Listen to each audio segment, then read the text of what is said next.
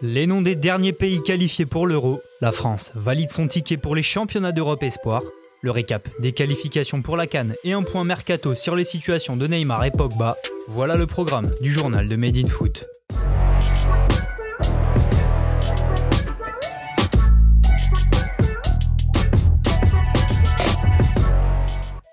Ça y est, on connaît désormais toutes les équipes qualifiées pour l'Euro 2020. Hier soir, 4 finales avaient lieu et c'est la Macédoine du Nord qui a empoché le précieux sésame en premier.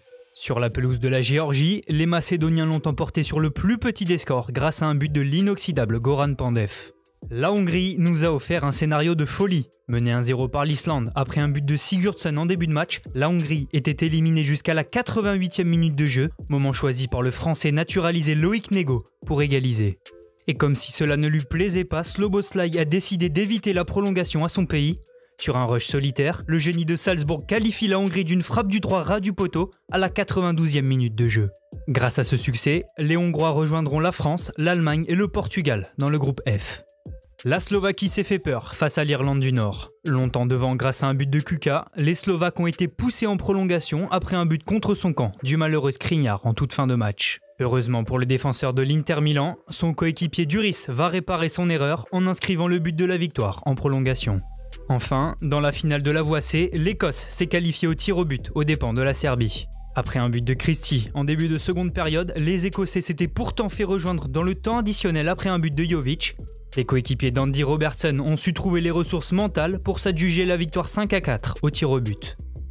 L'équipe de France Espoir verra aussi l'Euro 2021. Dans le cadre de la 9e journée des qualifications, les Bleuets se sont baladés 5-0 face au Liechtenstein. Les Français se sont rapidement rendus le match facile grâce à des buts de Dagba et Fèvre à la 3e et 5e minute de jeu. Badiachil est ensuite venu mettre la France définitivement à l'abri à la 17e. En seconde période, Jeffren Adelaide et Isaac Liadji ont corsé l'addition. D'ores et déjà qualifiée grâce à une place de meilleur deuxième, la France peut finir en beauté en terminant première de son groupe. Pour ça, il faudra battre l'actuel leader suisse le lundi 16 novembre prochain. La soirée d'hier était aussi rythmée par la 3e journée des qualifications pour la Coupe d'Afrique des Nations 2021. L'Algérie n'a pas tremblé face au Zimbabwe, les Fennecs l'emportent 3-1 grâce à Bounedjah, Fegouli et Marez. En face, c'est le Lyonnais Tino Kadewere qui a marqué. Avec cette victoire, les champions d'Afrique continuent leur sans faute dans le groupe H. Le Gabon a fait respecter la hiérarchie hier soir. Opposés à la Gambie, les Panthères se sont imposés 2-1 grâce à des buts des deux stars locales Denis Bouanga et Pierre-Emerick Aubameyang. Les hommes de Patrice Neveu sont leaders de leur groupe avec 7 points au compteur. 7 points aussi pour le Cameroun qui a tranquillement disposé 4-1 du Mozambique. Vincent Aboubakar s'est offert un doublé avant que Zambo Anguissa et N'Ji n'accentuent l'avance des Lions indomptables. La Côte d'Ivoire s'est rattrapée. Après leur défaite lors du dernier match face à l'Éthiopie, les éléphants se sont imposés 2-1 chez eux face à Madagascar. L'inusable Gervinho est venu ouvrir le score en début de seconde période et pour sa première sélection, Sébastien Haller a inscrit son premier but sur une passe de Max-Alain Gradel. Peu avant l'heure de jeu, les Baréas ont réduit la marque mais voit la Côte d'Ivoire revenir à égalité en tête du groupe K.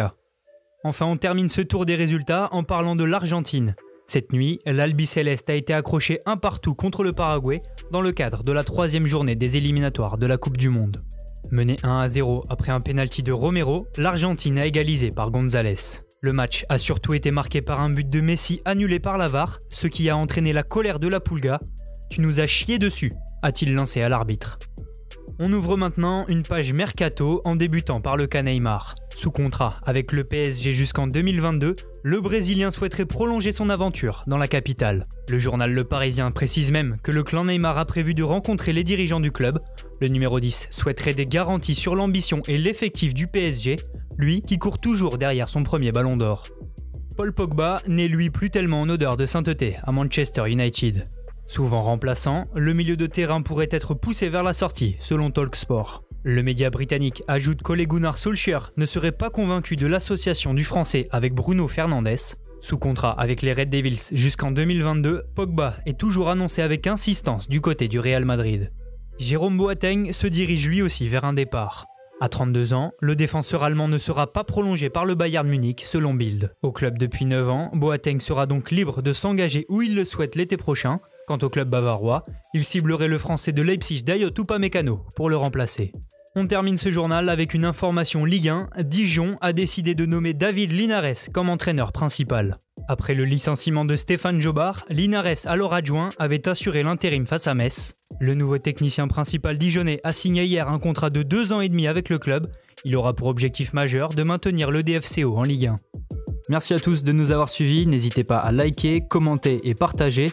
On se retrouve très bientôt pour un nouveau journal.